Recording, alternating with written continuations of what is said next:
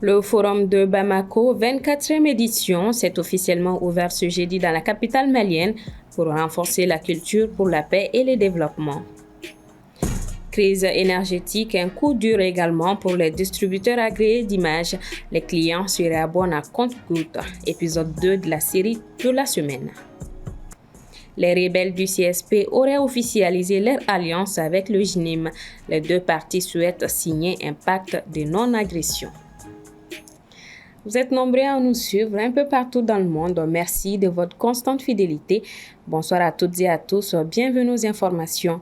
La 24e édition du Forum de Bamako sous le thème « La culture, facteur de réconciliation, paix et développement » a été lancée ce jeudi 23 mai en présence du ministre de la Culture, Paul Yapinguesson.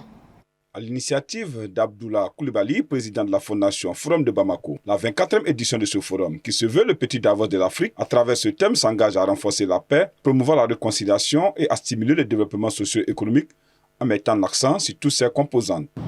C'est parce que nous croyons au génie humain de faire éclore les lumières de la raison, de l'esprit et de la culture. Nous avons choisi le thème de la présente édition qui nous réunit en ce moment. Culture, réconciliation, paix et développement. La culture comme levier. L'objectif affiché est de permettre aux communautés et au peuple de jouer un rôle plus actif dans leur propre développement, favorisant ainsi l'épanouissement collectif. Ce thème est orientation. Ce thème est en même temps une prière. Une orientation pour nos échanges que nous souhaitons durant ces 3 jours féconds et bénéfiques pour nos peuples. Une prière afin que tous les acteurs de nos sociétés inquiètes entendent la vérité que la culture n'est pas un luxe, encore moins un gadget pour les gens nantis, mais un puissant levier du lien social communautaire et un vecteur de développement. Le thème choisi cette année se veut également consensuel et fédérateur pour réconcilier si possible les Maliens en eux et que ce grand pays du Sahel reste ouvert et à l'écoute de tous ses amis. Pour l'artiste musicien Cheikh Tidiane Seck, cette édition est avant tout une invite aux Maliens de parler d'une même voix pour une sortie de crise. Ça me permet de dire que oui,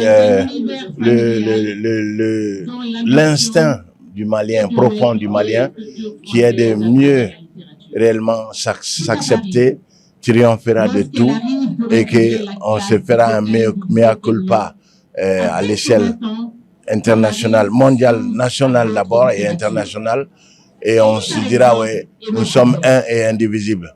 Pour le président Abdoulaye Coulibaly, le Forum de Bamako se veut en effet et avant tout une grande famille. C'est son originalité et sa marque de fabrique qui ont permis son extraordinaire pérennité dans un pays ayant connu depuis plus de 20 ans plusieurs coups d'État et bien des soubresauts politiques. Pas seulement que les médias, la coupure d'électricité frappe aussi de plein fouet les distributeurs agréés de fournisseurs d'images. En cette période, le renouvellement des abonnements est presque dans l'oubli chez bon nombre de clients. Épisode 2 de notre série sur la crise énergétique avec Soumaïla Fani. Dans cette agence distributeur agréée de Canal+, aucun client n'est visible ce mercredi matin devant ses guichets. Les coupures fréquentes et prolongées d'électricité ont conduit de nombreux clients à négliger le renouvellement de leur abonnement.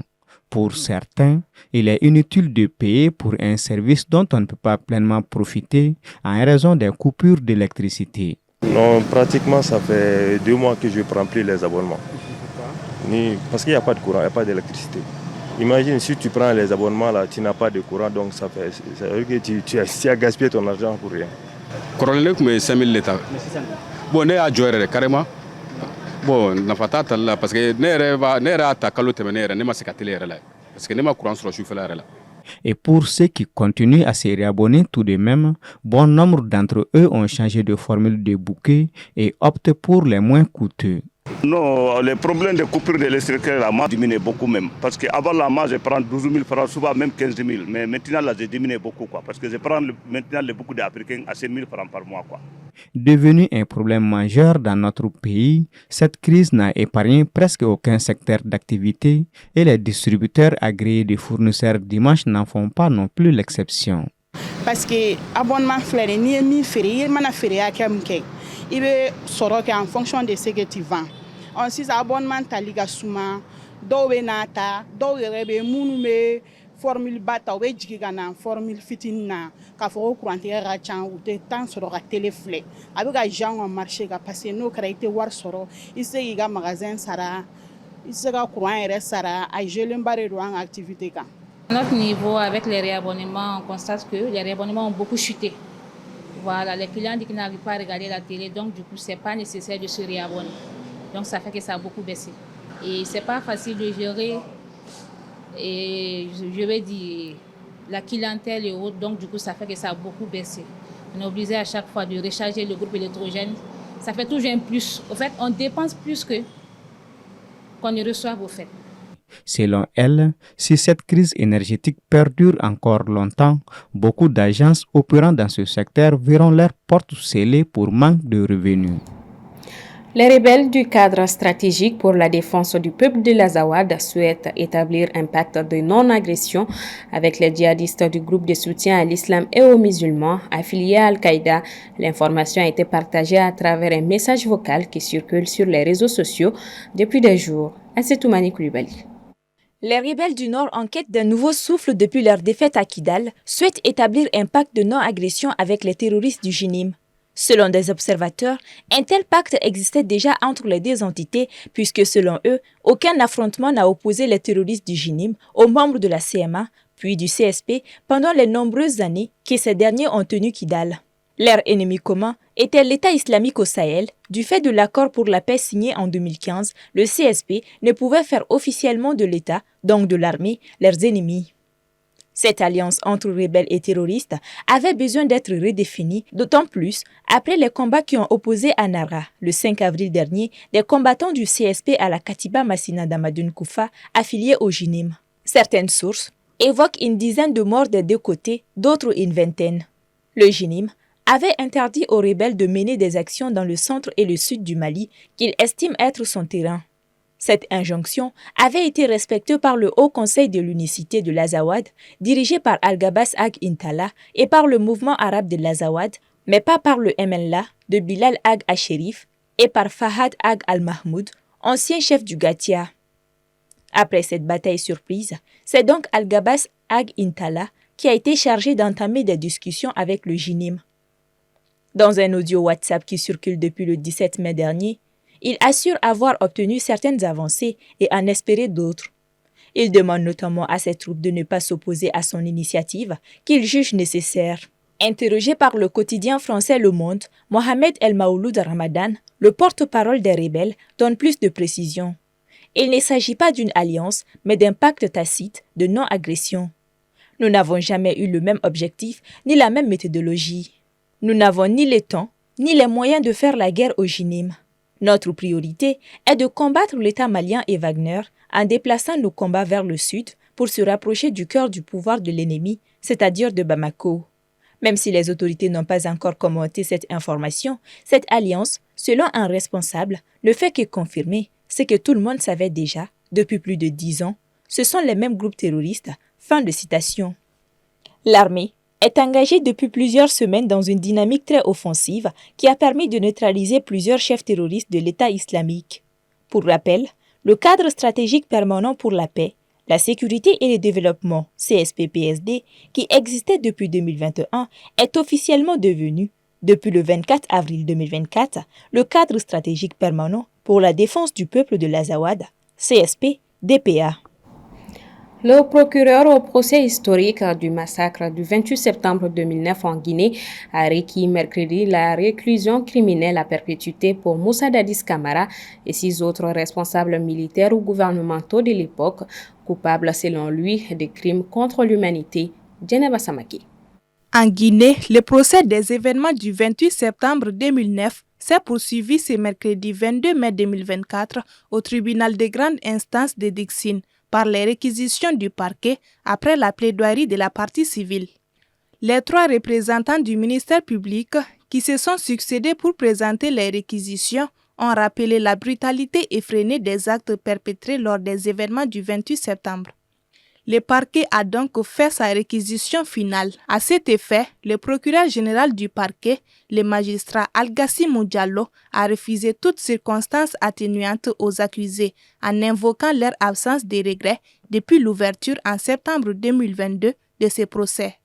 Le procureur a demandé au tribunal de déclarer Moussa Dadis Camara coupable des faits de crimes contre l'humanité par meurtre, assassinat, torture, séquestration, viol et responsabilité des supérieurs hiérarchiques. Il a réclamé que les faits soient également requalifiés contre les 11 autres accusés, dont un est jugé par défaut et un autre s'est évadé de prison après l'ouverture du procès. Il s'agit respectivement de Alpha Amadou Baldé et de Claude Pivy. Il faut rappeler que le premier n'a jamais comparu devant le tribunal depuis l'ouverture du procès, car il aurait été libéré après un moment passé en prison en 2011. Depuis lors, personne n'a de ses nouvelles. Ainsi, Algassimou Diallo a requis contre Moussa Dadis Camara et 6 autres accusés la prison à vie, assortie d'une période de sûreté de 30 ans, au cours de laquelle ils ne pourraient bénéficier d'un aménagement de peine. Cela concerne en outre Dadis Camara, Moussa Tcheboro Camara, Marcel Guilavogui, Abdoulaye Cherif Djabi, Claude Pivy qui est en fuite, Blaise Gomou et Alpha Amadou Baldé. Ibrahima Kamara alias Kalonzo, Aboubakar Sidiki Diakité alias Toumba et Paul Mansa Guilavogui à 15 ans de réclusion criminelle. 4. Mamadou Aliou Keta et Cessé Raphaël Haba à 14 ans de réclusion criminelle. Décerner mandat d'arrêt contre les accusés Alpha Amadou Baldé et Claude Pivy alias Coplan. Le procès devrait reprendre lundi avec les plaidoiries de la défense qui devraient durer plusieurs jours avant que les juges ne se prononcent à une date encore indéterminée. L'international malien Mohamed Camara, qui a masqué le logo contre l'homophobie floqué sur son maillot monégasque dimanche contre Nantes, va devoir s'expliquer le 30 mai prochain devant la commission des disciplines de la Ligue de football professionnel, a annoncé mercredi soir l'instance dans un communiqué où elle décide de convoquer le joueur pour sa prochaine séance qui se tiendra le jeudi 30 mai 2024. Le milieu de terrain malien de Monaco avait collé des straps sur le logo contre l'homophobie, floqué sur sa poitrine et porté par tous les joueurs, entraîneurs et arbitres dans le cadre d'une campagne de lutte contre l'homophobie pilotée par la LFP à l'occasion de la 34e et dernière journée de Ligue 1.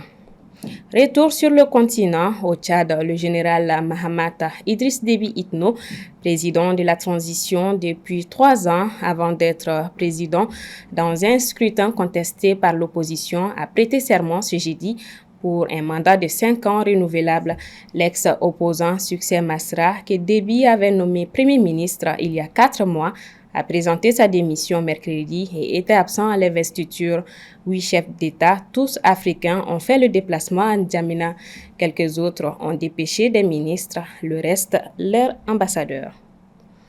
C'est ce qui referme ce 1945. Merci à vous de l'avoir suivi. À demain, même heure, même plateau. Bonsoir à tous.